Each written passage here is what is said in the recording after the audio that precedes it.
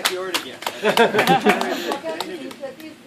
And that's, you're right, that's the next thing I'm going to do. Thanks for seeing me. All right, this is my lovely wife, Marie, who used to teach at Cal Poly Pomona. Some years ago, she used to live in Diamond Bar, and then in Brea, and now we live in Fullerton, and over on the other coast, just outside of Washington, D.C. But let me begin by thanking you all, because I have been a member of the Taiwan caucus now since I first went to Washington, D.C. And the reason this is important to me, and has always been important to me, is because Taiwan represents, to me, an example of people who have struggled for the same ideals that our founding fathers here in the United States struggled to achieve. And against enormous odds, and with the support of the United States, you know, or at least those in the Congress that understand the importance of this special relationship, have been able to maintain its freedom. But it's not just the democratic system. It's also the commitment to human rights. It's also the psychology of the people in Taiwan who really are struggling to make certain that what they are able to preserve is an example for everyone else in Asia and the world in terms of what a free people can achieve. And that is against, as I said, enormous odds as Taiwan tries to maintain the rule of law, tries to keep itself engaged internationally, and that has been a long, hard fight. And part of my respect is for those of you in here today, because some of you I've known for a long, long time. And Wendell and Joanne, for example, and many of you here have dedicated your lives to this effort to make sure that Taiwan remains free.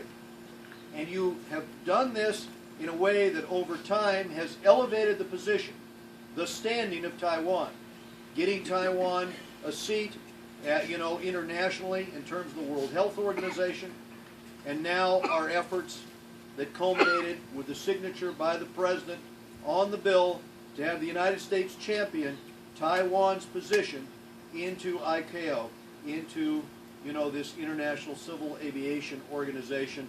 And as we move forward and try to increase the stature of Taiwan, we are working on some other very important issues. One of those is a win-win in terms of a trade agreement between Taiwan and the United States, because I've been in Kaohsiung and I've seen in the factories there the computers that are being produced. And they tell me that if we can get a trade agreement with the United States with lower tariffs, it's a win for our imports into Taiwan, it's a win for Taiwan for their exports here, and it sets the stage and the message to Europe to allow for the inclusion of Taiwan with the European trade agreement, so that exports out, such as computers out of Kaohsiung, can get in tariff-free into that market, or with very low tariffs. All of that strengthens Taiwan. Whatever we do to increase the ability of Taiwan to diversify its exports strengthens Taiwan. Now, I had an opportunity earlier in the year, as you know, to visit Taiwan and to visit Taipei and to take the train down to Kaohsiung.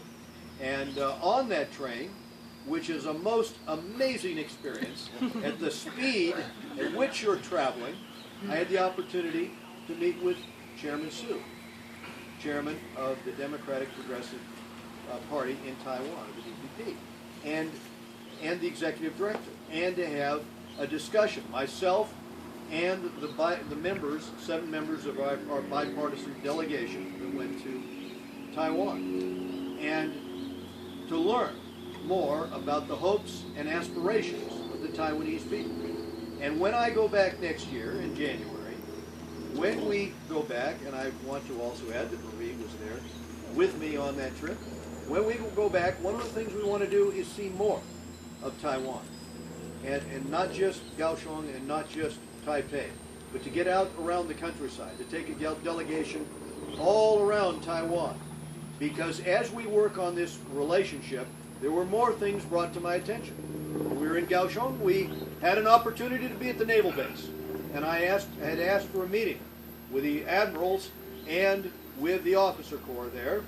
And as these officers explained to me and took my delegation out to submarines, including a training submarine for World War II, and explained the needs of Taiwan, the United States needs to be engaged in assisting Taiwan in having at their disposal a robust deterrence, and part of that is with respect to the Navy, you know, with the submarine fleet. Another issue, of course, is the F-16s. That, as you know, I am an enthusiast and have written the President on several occasions on this and have brought this up before the committee. Taiwan needs the latest in F-16s. You know, when you talk about the A, B, C, D, get Taiwan the latest in F-16s. We want a credible deterrence. The United States and Taiwan are allies, and it's our responsibility to make certain that they have at their disposal what the country needs. I also had an opportunity not too long ago to call into my office and have a discussion with the ambassador of the Philippines about a very important issue. And that is the mistreatment of Taiwanese fishermen on the high seas. And some of you have seen some of the coverage on the letter that I put out and on the protest that I filed, asking that the Philippine government apologize not just to the government of Taiwan and the people of Taiwan and the family of the fishermen, but begin to take the steps for an investigation which includes both countries into this practice, and to address a very common challenge for Taiwanese fishermen who historically fish the waters off of Taiwan. And that problem is the requirement to carry $100 bills, $10,000 worth, to pay if stopped on the high seas. Well, that has to change, as I said. There needs to be an understanding that that practice will change, because on my desk I had the photographs of the ship, of the fisherman's vessel, 50 rounds of 50 caliber in the back of that vessel. That vessel was trying to get away. That vessel was not trying to ram another vessel. It was clearly trying to escape. Why? Because this is the plight. This is a responsibility for all of us that respect the rule of law, respect the rights of the people of Taiwan, to step up, to involve ourselves, to engage, to make certain that Taiwan has the resources it needs, has the trade with the United States to build up the economy of Taiwan.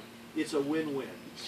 And it's our responsibility, frankly, to help adjudicate disputes and be there at Taiwan's side during times when injustices are done to the people of Taiwan.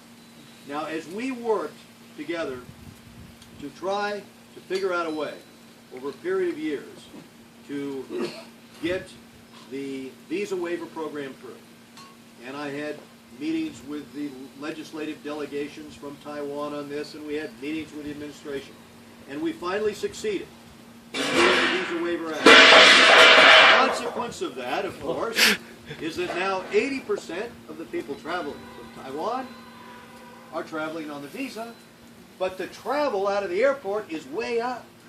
It is becoming one of the major international airports in the world as people are traveling back and forth.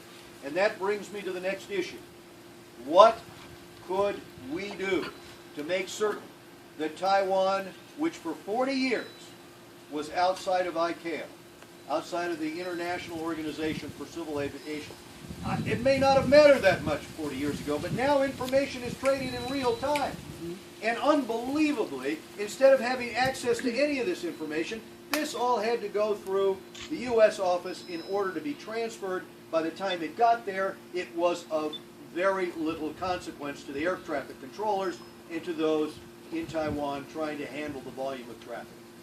we're working on this, now that we've gotten the ICAO legislation through, just so you understand, this is an issue of safety, and it's an issue of volume.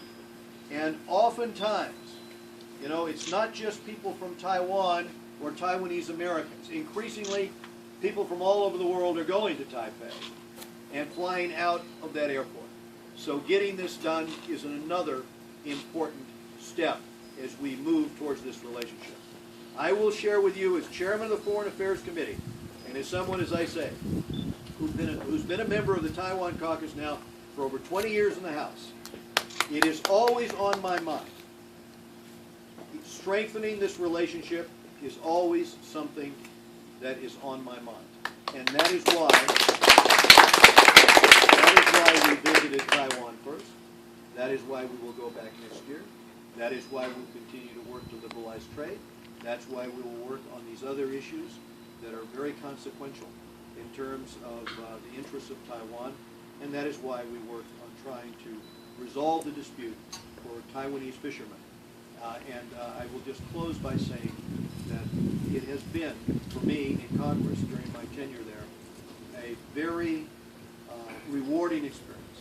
And I think Marie would share this with you, that for us to get to know so many communities, to get now to travel and deal internationally on so many problems, but at the same time, there are these bright